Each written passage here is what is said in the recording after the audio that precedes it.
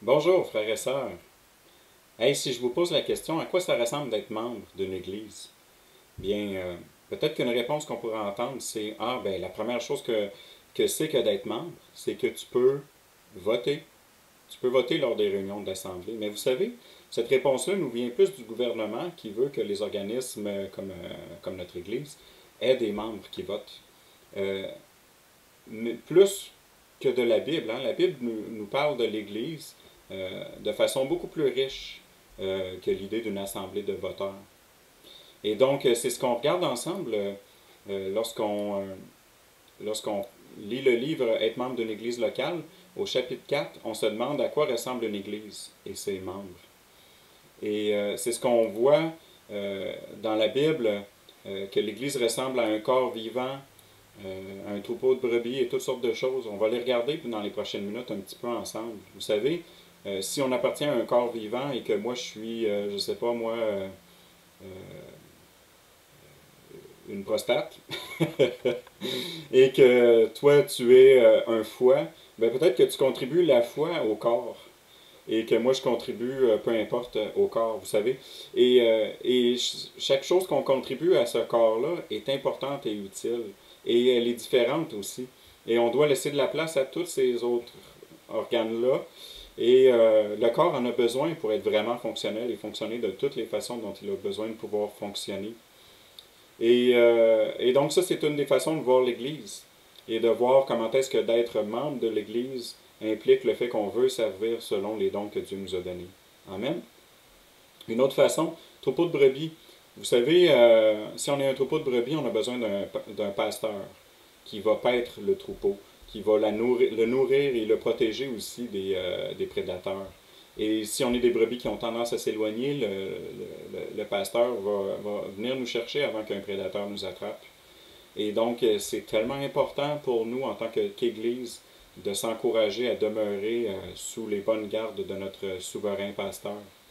Je parle ici de Jésus-Christ parce que les pasteurs de notre Église, on est simplement des sous-bergers. Et par contre, on représente ce pasteur-là. Et donc ensuite, on est aussi en tant qu'Église les sarments d'une vigne, hein, les petites branches d'une vigne. Et donc les petites branches qui ont été greffées à cette vigne-là ont besoin de la sève pour s'alimenter, pour être vivantes, et pour garder la vie et pour pouvoir porter du fruit. Et ce fruit-là ne pourrait être porté que si la sève vient de la vigne. Et la vigne, c'est Jésus-Christ, c'est ce que la Bible nous dit. Et la sève, c'est la parole qui sort de Jésus-Christ, qu'on peut se prêcher les uns les autres et qu'on peut écouter les uns des autres. Alors, en tant que membre, on a besoin de se donner et de recevoir les uns des autres la parole de Jésus-Christ. Amen.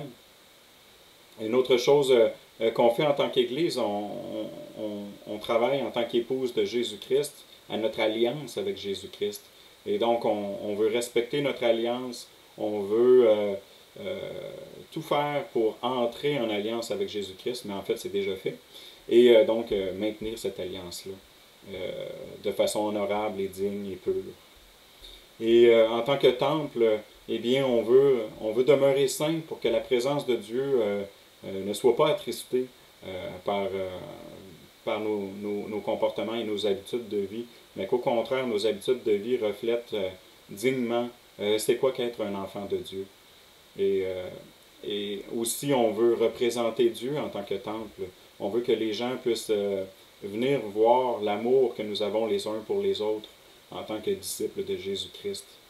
Vous savez, nous sommes aussi un édifice de Dieu construit sur le fondement de la pierre d'angle qui est Jésus-Christ, sur laquelle tout l'édifice est posé. Les apôtres ont construit des pierres dessus et l'Église des premiers siècles et des siècles suivants a continué à construire. Et nous, en l'an 2020, on continue à construire.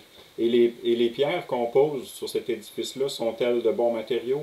On ne voudrait pas que ce soit quelque chose qui se détruit facilement, comme de la paille, qui part au feu facilement, mais qu'au contraire, ce soit peut-être un matériau vraiment riche, comme de l'or, qui, lorsqu'il est éprouvé au feu, devient encore plus pur et encore plus riche. Alors, nous voulons nous aider les uns les autres, selon nos talents, à construire et à bâtir cet édifice-là sous la direction de notre souverain architecte Jésus-Christ.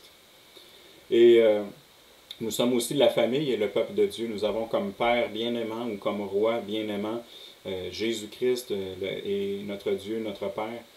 Et nous voulons vivre heureux au sein de cette famille et au sein de ce peuple-là et montrer au monde entier que c'est une famille et un peuple accueillant et qui prend soin les uns des autres et qui travaille ensemble à l'intérêt commun.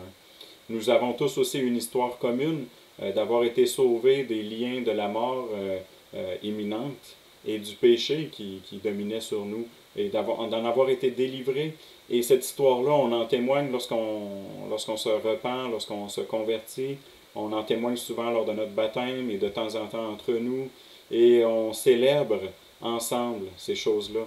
Donc, voyez-vous, d'être membre d'une Église, c'est tellement de choses importantes et tellement de choses joyeuses et heureuses et qui nous sécurisent et qui nous apportent et qui nous permettent d'apporter aux autres toutes sortes de bonnes choses. Ce n'est pas seulement que de voter. Et il y en a encore d'autres. Hein? On est une nation sainte, un sacerdoce royal, le sel de la terre, le nouvel Israël de Dieu, la dame élue, toutes sortes de choses. Et et c'est ce qu'on voit dans le chapitre 4 du livre d'être membre d'une église locale. Et à la fin du chapitre même, je vous encourage à vous procurer le livre si vous ne l'avez pas encore ou à ouvrir votre livre au chapitre 4. À la fin du chapitre, on a 12 raisons d'être membre. Elles sont vraiment intéressantes, ces raisons-là. Je vous encourage vraiment à les regarder et, euh, et à partager comment ce livre-là peut vous toucher à travers tout ça. Donc là-dessus, je vous remercie d'avoir pris quelques minutes avec moi pour m'écouter. J'espère que ça vous a encouragé, que ça vous édifie de réfléchir à comment est-ce que Dieu parle de l'Église dans sa Bible de façon si riche, avec un langage si beau. Et donc, je vous salue et je vous dis à la prochaine.